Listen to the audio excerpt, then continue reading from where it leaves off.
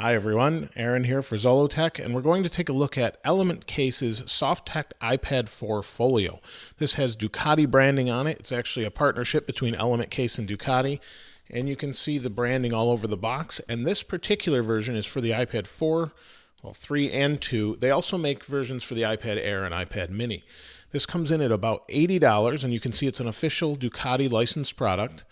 And it's pretty nice. I've been using it for a week or two on and off, and let's take a look at it. Inside the box, we get the case, of course, and nothing else. Let's open this up, get rid of some foam that's in here. And this is a pretty nice case. It's not leather, it's a synthetic material that's kind of rubbery, plasticky, which I would probably like to see a little bit more leather styles like this as well, but it's pretty nice, really grippy. And inside we have a microfiber synthetic suede lining, so it's pretty nice. It protects your iPad, it won't scratch at all, and the case is pretty heavy duty. It's plastic, and you can see the thickness is pretty good, and it just holds your iPad in place pretty well. On the back you can see it just has another Ducati logo, and it's got these flakes on it, and you can see this picks up really quite a lot of dust and things. Just because it's black, maybe you notice it more, but it's definitely noticeable. So let's snap the iPad in. This is an iPad 3 Retina, the first Retina, and you can see it snaps in to the corners. A little bit scary at first, but it snaps in nice and tight, so it's not going to fall out. It's actually pretty difficult to remove this from the case. It just holds the corners, and if you have a skin on your iPad on the front, it's probably going to be okay with the screen protector, but on the back, I had one on to begin with, and it wasn't that great. I actually had to take it off because there wasn't enough room to put it in this case.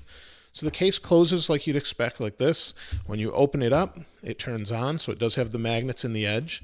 And then you flip it over, you'll see it's pretty thick.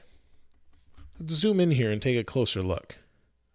You can see it's pretty thick along these edges. It does give a good amount of protection for drop protection and distance between bumping these buttons.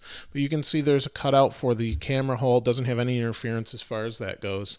And then along the top, you have your normal cutout for your 3.5mm headphone jack, microphone, power sleep wake button.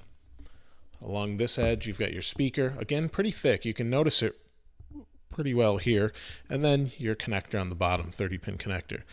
And we flip this over, and you'll see it's a pretty simple case. It's made out of, like I said, synthetic microfiber suede.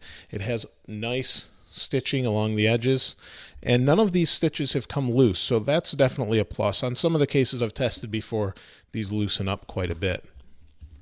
Overall, I think the case is really nice. It is a little bit pricey and difficult to take your iPad out of, which is a good thing as far as it falling. One thing to note is this is not held open by anything, so it can kind of just flap open. So if you maybe are throwing this in a bag with some things that might get in between here, you may want to consider a screen protector. The case does have the ability to open it up and stand up the iPad and use it this way.